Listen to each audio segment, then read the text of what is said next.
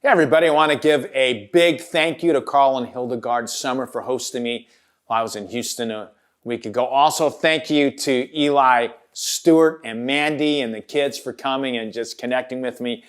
Mary and Eli Gautreaux, love you guys so much. Thank you so much for taking that time. Also, big shout out to Matt Hoogendorn and all of our students at the University of Houston. Thank you for planting the flag of Christ on that campus, hoisting it high, being conduits of awakening. So grateful for you. You've been talking a little bit about leadership. There were instances where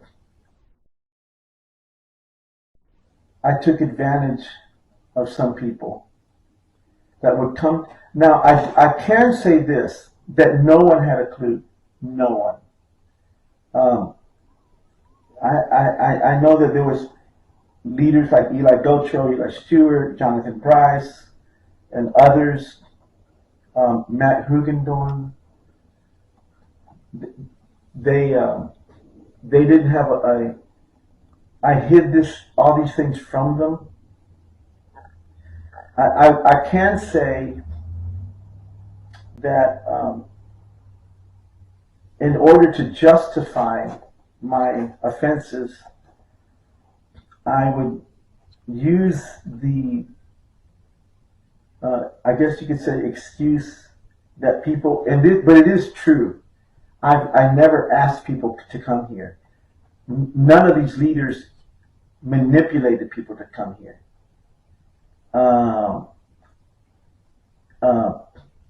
People, I guess they never told people to come here.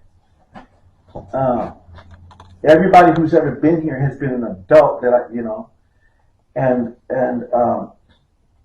as far as you know. As far as I know. If you're walking with the Lord, you begin to realize that it's really not helpful to live for yourself.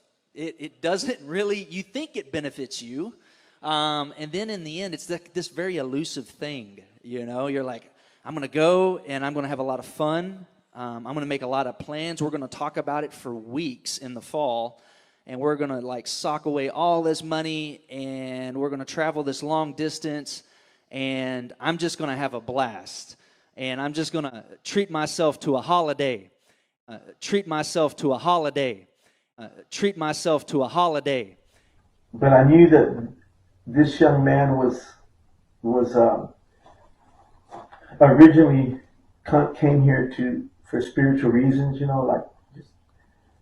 but I got him in enough of a friendship to stay here overnight, and I manipulated him.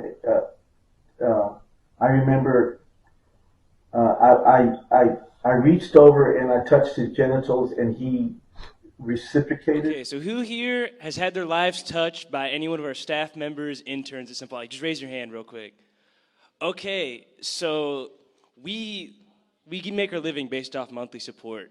And so a lot of these people that support us in prayer and in life are churches. And so a really big deal about the Tier 1 trips is we go to the communities around us and we bless pastors. That is what most of the Tier 1 trips are this year. That's what they normally are. And it's just an opportunity to say thank you to the people that have touched us the most. I reached over and I touched his genitals, and he reciprocated.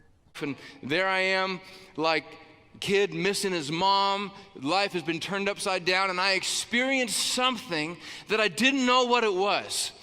And so for the next years and years, I began trying to put to words this sense of something that I was experiencing, and the Lord brought this man, this angel. Many of us still believe he's an angel. Mary still thinks he's an angel. And this man came in, and he came to my church, and he got up in front of everybody, and he started to sing. His mouth opened. And the first time I heard him, I just cried because I saw something I had never seen before. I saw a soul in communion with its maker, and it marked me. I was captivated. I couldn't take my eyes off his mouth. It was like heaven was open. It's so mystical and weird, but something happened. and he played guitar and he sang this song. He didn't even need a microphone. He was so loud. It was like heaven met me, and I was like,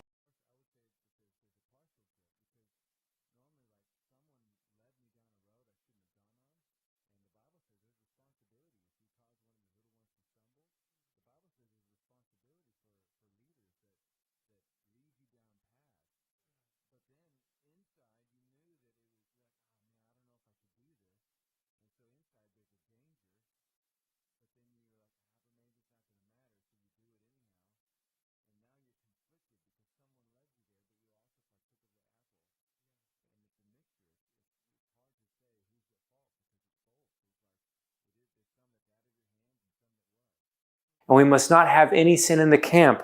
Utilizing the story of Achan in Joshua 7, the sin of the individual can impede the blessing of the nation.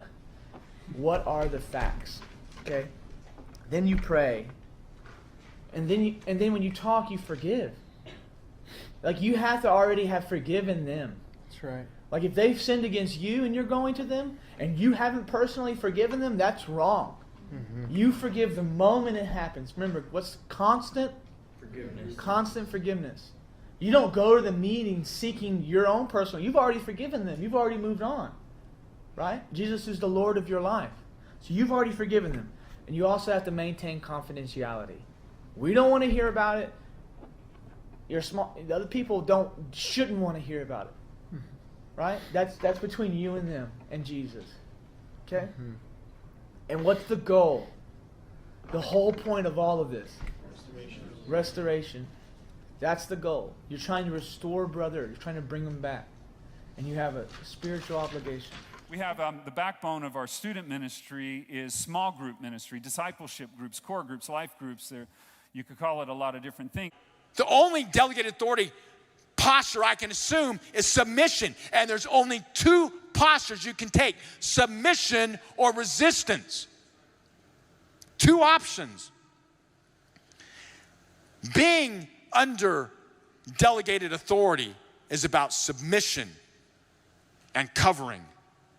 How do we respond when we don't get our way?